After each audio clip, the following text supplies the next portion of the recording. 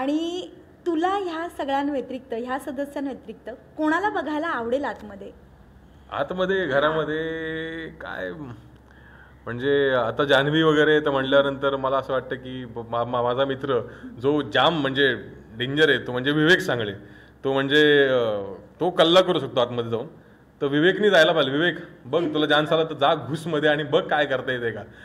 पण अजून ह्याच्या पुढे जाऊन सांगेन की ह्या घरात जर असं मला एकमेव माणूस वाटतो महाराष्ट्रातला ज्यांनी जर का एंट्री घेतली घरामध्ये तर घरातले कोणीच काही बोलणार नाहीत. अरबाज बिरबाज कोणीही काही बोलणार नाहीत.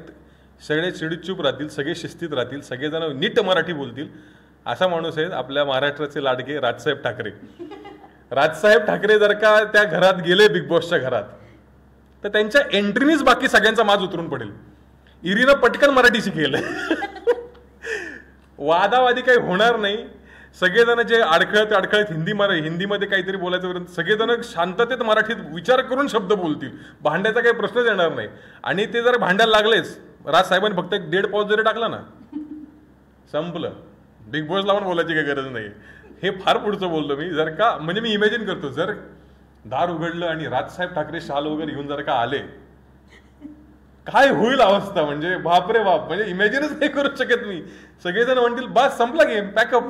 काय आता यांच्या पुढे काय भांडायचं. सो ही जोक केला मी. पण मला खरं तर राज ठाकरेंची पर्सनॅलिटी मला स्वतःला खूप आवडते म्हणून मी त्यांचं नाव पटकन घेतलं की ते जर आले तर मजा येईल मला पाहायला. येस.